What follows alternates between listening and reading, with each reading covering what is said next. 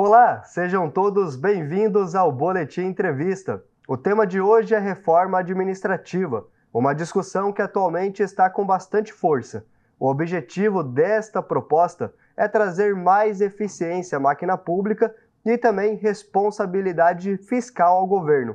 E quem vai trazer mais informações sobre este assunto é o Renan Barini, ele que é advogado. Renan, muito obrigado pela sua participação, seja bem-vindo. Para a gente começar a entender este assunto, por que o Brasil precisa de uma reforma administrativa? O Brasil, na realidade, ele depende de uma reforma administrativa para continuar em pé.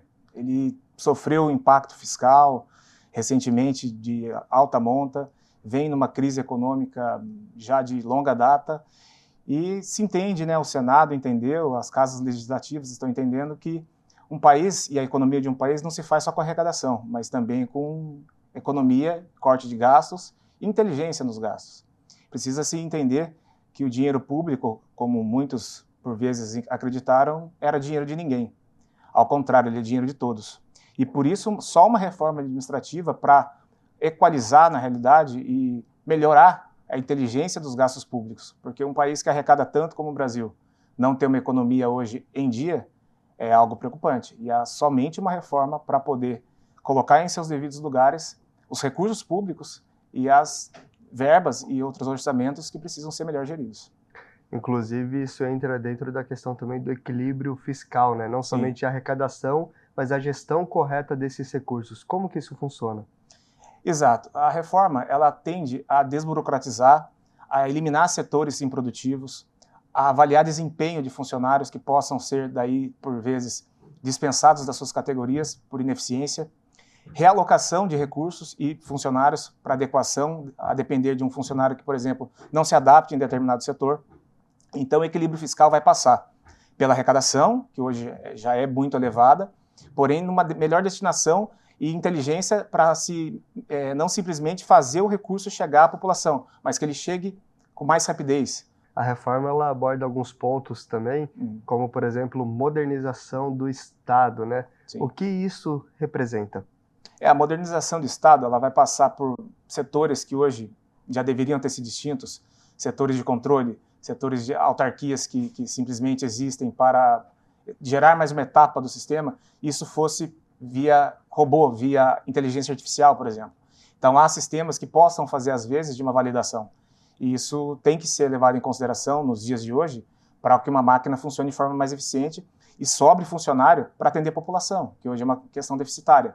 Então, a modernização, além da desburocratização, vem com a digitalização, inteligência artificial e uso das ferramentas, robôs, para fazer o que o humano não consegue fazer e deixar que o humano faça aquilo que a máquina não pode fazer. Perfeito. E falando também sobre outro ponto da reforma, é a parte do funcionalismo público, né? Sim. Muito debatida. O que realmente é o funcionalismo público e como ela entra dentro da reforma? Está havendo uma grande resistência de grande parte dos servidores, sindicatos, entidades, porque o funcionário público hoje goza de uma independência e de uma estabilidade muito grande, a ponto dele só ser dispensado em casos graves, crimes, por exemplo. A reforma vai fazer diferente, ela vai contratar servidores por competência, servidores por tempo determinado. Alguns servidores terão a sua estabilidade analisada por desempenho, então irá se cobrar de um funcionário público a exemplo do que se cobra dentro do setor privado. Isso gera certa insegurança. E o funcionalismo público, ele não é o mais afetado pela reforma, por exemplo. Ele é um setor vigiado, ele é um setor que vai ser fiscalizado, que hoje ele simplesmente é submetido aos seus próprios órgãos. Ele tem que estar submetido ao escrutínio público, porque ele recebe dinheiro público. Inclusive, a participação popular na reforma vai ser muito grande. O munícipe e o cidadão vai ter voz para fiscalizar os poderes públicos. E isso faz diferença num país que tem a máquina do tamanho da nossa, né? Ele não pode ser considerado simplesmente um Estado e gerir por si próprio, e daí, ainda mais da forma ineficaz que tem acontecido. Perfeito.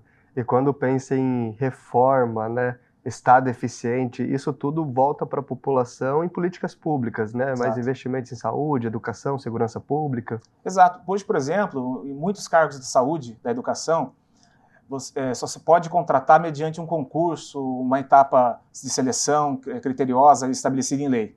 Isso gera falta de professores, falta de médicos, falta de profissionais de enfermagem. Com a reforma, isso pode ser feito emergencialmente. Por exemplo, a pandemia teve um impacto tão grande que vários setores não puderam ser atendidos e a falta e escassez de profissionais por uma razão burocrática. Isso atrapalha a população. Então, esses recursos que por vezes serão economizados, eles precisam ser destinados em momentos emergenciais, em pontas como a educação, segurança e saúde. Muito obrigado pela entrevista, pelas explicações. Então é isso, pessoal. O Boletim Entrevista de hoje fica por aqui. Até uma próxima. Tchau, tchau.